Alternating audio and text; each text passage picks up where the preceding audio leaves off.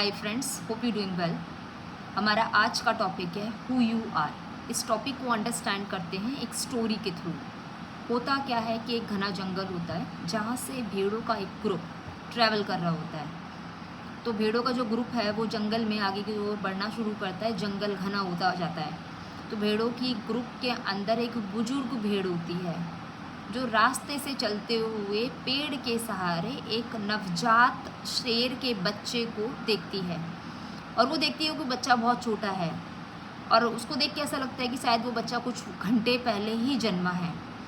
तो वो सारी भेड़ों को रुकने के लिए कहती है और सबसे कहती है कि हमें इस शेर के बच्चे को अपने साथ लेके चलना चाहिए और हमने इसकी परवरिश करनी चाहिए। तो सबका रिएक्शन होता है कि ये तो शेर का बच्चा है और शेर का बच्चा बहुत रिस्की है रखना, बिकॉज आज नहीं तो कल वो बड़ा होगा और कहीं ना कहीं हम में से आप में से ही अपने फूड को चुनेगा। सो जो बुजुर्ग भेड़ होती है वो बहुत कन्विंस करती है, सबको अंडरस्टैंड कराती है कि हमें लोगों की मदद करनी चाहिए, हमें अच्छे काम करने चाहिए और कहीं ना कहीं अगर हम किसी को मुसीबत में देख के मदद नहीं करेंगे तो कल को हम मुसीबत में होंगे, कोई हमारी मदद नहीं करेगा। बहुत अच्छे से कन्विंस करने के बाद भेड़ें बुजुर्ग भेड़ की बात को मान लेती हैं। तो भेड़ क्या करती है कि उस शेर के बच्चे को अपने साथ लेके चलती है। सालों बीत जाते हैं, वो शेर का बच्चा जो है बड़ा होना स्टार्ट करता है। लेकिन कहीं ना कहीं जब जब वो भेड़ों का ग्रुप जाता है तो शेर का बच्चा भी उनमें से खुद को एक ही समझता है। तो होता है क्या, जैसे सबको पता है कि भेड़ें अक्सर हरी पत्तियाँ घास ही खाती हैं। तो शेर का जो बच्चा होता है परवरिश उसकी ऐसी हुई होती है कि वो सेम तरीके की घास को खाना शुरू कर देता है और प्रॉपरली वेजिटेरियन ही रहता है वो। तो होता क्या है कि एक बार की बात है, वो पूरा भेड़ का ग्रुप अगेन कहीं ट्रैवल कर रहे होते हैं। तो शेर की जो होती है आवाज़ आती है तो पूरा भेड़ का ग्रुप इधर उधर भागना शुरू कर देता है। उसमें वो जो शेर का बच्चा होता है वो भी बिल्कुल भेड़ों की तरह ही रिएक्ट करता है, वो भी वहाँ से भागना शुरू कर देता है। तो एक शेर होता है वो बड़े ध्यान से उसको देख रहा होता है। तो उसको बड़ा अजीब लगता है कि ये सारी भेड़ों का भागना तो समझ में आता है, पर शेर का बच्चा भेड़ों के ग्रुप में कर क्या रहा है और दूसरी चीज़ कि वो भेड़ों की तरह बिहेव क्यों कर रहा है। तो वो और तेज़ी से दहाड़ता है। तो सारी भेड़ें जो होती हैं वो अलग अलग जगह पे बट के भाग जाती हैं। शेर के बच्चे को वो शेर टारगेट करके उसे पकड़ के लेकर आता है। तो उसको क्या करता है कि वो सबसे पहले अपने साथ लेके जाता है। उसे कहते हैं कि तुम भाग क्यों रहे थे। तो वो कहते हैं क्योंकि शेर आया, शेर आया। तो कहते हैं कि हाँ शेर तो आया बट तुम क्यों भागे। उसने बोला कि क्योंकि शेर जो है वो डरावना है ना, वो मांस खाता है। तो कहते हैं कि अच्छा, तो ये तुमसे किसने कहा। तो कहते हैं कि मेरी परवरिश जो है कि मेरे साथियों के साथ हुई है और वो भेड़ों का एक ग्रुप है। तो उन्होंने मुझे सिखाया है कि शेर जो है वो डरावना है और जंगल में बहुत बड़े बड़े जंगली जानवर होते हैं जो कहीं ना कहीं हम सबको अपना शिकार बना सकते हैं। तो वो कहते हैं कि अच्छा हम सबको। कहते हैं हाँ। तो शेर उसे कहते हैं कि पहले मेरी बात सुनो कि तुम बिल्कुल मेरे जैसे दिखते हो, तो कहीं ना कहीं तुम भी एक शेर हो।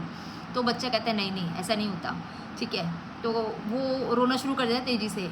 पहले तो वो घबराना स्टार्ट होता है, उसका जब वो बात करना स्टार्ट करता है फिर वो तेज़ से रोना शुरू करता है, बिकॉज उसके माइंड में डर होता है कि ये शेर कहीं ना कहीं मुझे अपना फूड बना लेगा। तो वो बुरी तरह रोना शुरू करता है एंड वो चिल्ला रहा होता है मैं, जैसे भेड़ करती है अक्सर।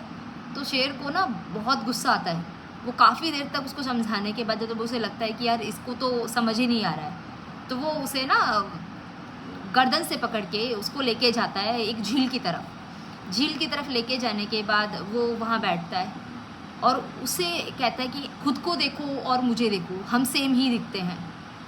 तो बच्चा बेचारा घबराया हुआ रोते रोते वो देखता है कि अरे हाँ, कि शायद हम सेम दिखते हैं। तो कहता है कुछ वक्त के बाद, कुछ सालों के बाद तुम भी एग्जैक्ट मेरे जैसे ही दिखने लग जाओगे। अभी भी अगर हम बात करें तो जैसे अगर मेरा बच्चा होता तो वो बिल्कुल तुम्हारी तरह दिखता। तो कहीं ना कहीं तुम एक शेर के बच्चे हो, तुम्हारी भी कोई माँ होगी, तुम्हारे भी कोई पिता रहे होंगे, हो सकता है इस दुनिया में ना हो, पर तुमको ये समझना बहुत ज़रूरी है कि तुम एक शेर के बच्चे हो। और शेर जो होता है जंगल का राजा होता है, एक पावर, एक अथॉरिटी को होल्ड करता है।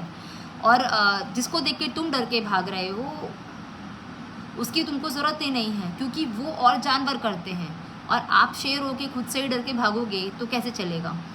सो उसको थोड़ा सा घबराहट होती है। तो शेर उसको गुस्सा करता है कि अब बहुत हुआ, मैंने तुमको बहुत समझाया, अगर अब की बार तुमने मेरी बात नहीं मानी तो मैं तुम्हें अपना फूड बना लूँगा।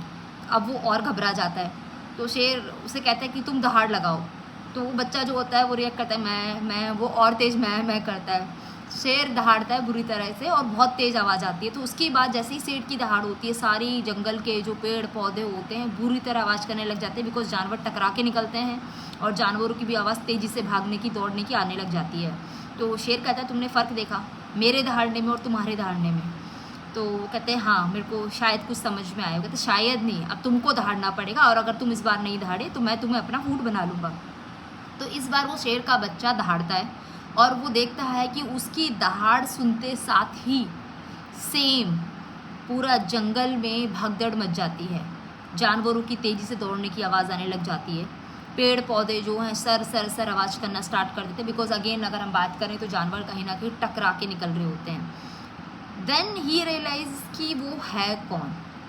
सो कई बार लाइफ में ऐसा होगा कि हम जिन लोगों के बीच में उठते बैठते हैं, रहते हैं, जिनके साथ हमारा बचपन बीता होता है, या जिनके साथ जिन्हें हम अपने फ्रेंड सर्कल में लेके चलते हैं या अपना गुरु समझते हैं, कहीं ना कहीं ये समझना बहुत ज़रूरी है कि हर इंसान की जो पावर होती है वो इंटरनल होती है, इनबिल्ड पावर होती है।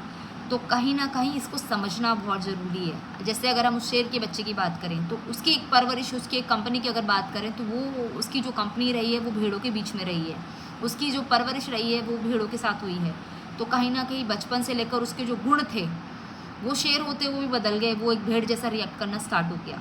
लेकिन जब उसको एक टाइम के बाद समझ आया कि वो कौन है, जब उसने अपने जैसे लोग देखे जिन्होंने उसको रियलाइज़ कराया कि उसकी पावर क्या है, देन ही रियलाइज़ कि यार एक्चुअल में वो बहुत पावरफुल है, और वो पावर जो है उसके अंदर इनबिल्ड है क्योंकि वो एक शेर का बच्चा है। तो कहीं ना कहीं हमारी लाइफ में भी ऐसा बहुत बार हुआ होगा जहाँ हमें खुद को समझने में बहुत वक्त लग जाएगा। हमारी लर्निंग जो होती है उसमें हमें हर टाइप के लोग मिलते हैं जहाँ हम खुद को ग्रो करना स्टार्ट करते हैं। जैसे भेड़ शेर के ग्रुप को मिली तो उसके लाइफ की एक लर्निंग थी जहाँ पर वो उसने भेड़ों की तरह रिएक्ट किया।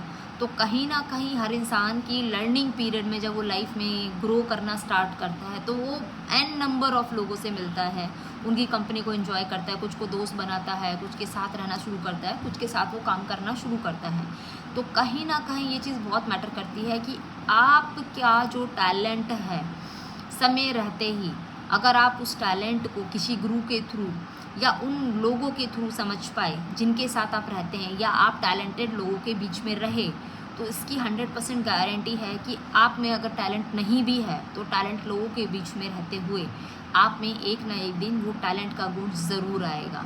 ये फैक्ट है कि वो थोड़ा कम या ज़्यादा ज़रूर है, बट वो आएगा ज़रूर। तो कहीं ना कहीं if you want to know yourself कि आप कौन हैं, आपकी स्ट्रेंथ क्या है, आपकी पावर क्या है, तो कहीं ना कहीं आपको लाइफ में चैलेंज लेना होगा और कहीं ना कहीं ऐसे लोगों को ढूंढना होगा जो आपकी आइडल हों, जिनके जैसा आप बनना चाहते हैं, या जिनकी कंपनी में रहकर आप अपनी लाइफ की लर्निंग कर सकें, इम्प्रूव कर सकें, ग्रो कर सकें। सो रिमेंबर दैट थिंग कि जब तक आप अपनी लाइफ की जर्नी में ग्रो करना शुरू नहीं हो जाते तब तक शायद ये समझने में आपको वक्त लग जाए कि who you are. Thank you.